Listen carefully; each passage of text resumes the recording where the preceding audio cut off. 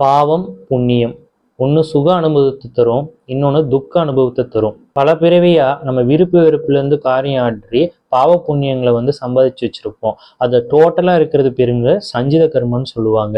இந்த பிறவிக்கு மட்டும் எடுத்துட்டு வர்றது பிராரப கர்மான்னு சொல்லுவாங்க. இந்த பிறவியில மறுபடியும் நம்ம விருப்பு வெறுப்புல காரியம் ஆற்றி அதோட பலனா பாவ புண்ணியம் சம்பாதிச்சுக்குவோம். அதை ஆகாமிய கர்மன்னு சொல்லுவாங்க. இந்த ஆகாமிய கர்மம் பார்த்தீங்கன்னா சஞ்சித கர்மத்துல போய் சேர்ந்துடும். அதுக்கப்புறம் மறுபடியும் பிறக்கெடுக்கும் போது அந்த சஞ்சித கர்மத்திலேருந்து இந்த பிறவிக்கு தேவையான பிராரப கர்மத்தை எடுத்துட்டு நம்ம பிறக்கிறோம். நம்ம லைஃப் ஃபுல்லா பார்த்தீங்கன்னா இந்த பாவ புண்ணியத்தோட மிக்சர் தான்.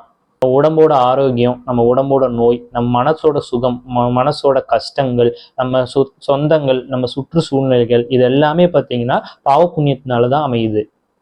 நம்ம கர்ம யோகமா பண்ணும்போது நம்ம விருப்பு வெறுப்புல இருந்து பண்ணாம ஈஸ்வரனுக்காக பண்றோம். அப்போ அதோட பலனும் பாத்தீங்கன்னா ஈஸ்வரனுக்கு போகும். பட் நம்ம இப்ப அனுபவிக்கிற அந்த பாவ புண்ணியம் பாத்தீங்கன்னா நம்ம ஏற்கனவே சேர்த்து வச்ச பாவ புண்ணியத்தோட பலனா நம்ம இங்க அனுபவிச்சுட்டு இருப்போம். அதுவும் நம்ம ஈஸ்வர பிரசாதமா ஏத்துக்கிறோம். இது நம்மளுக்கு மன தூய்மை கொடுத்து நம்மளை ஞான அதிகாரியா மாத்தும்.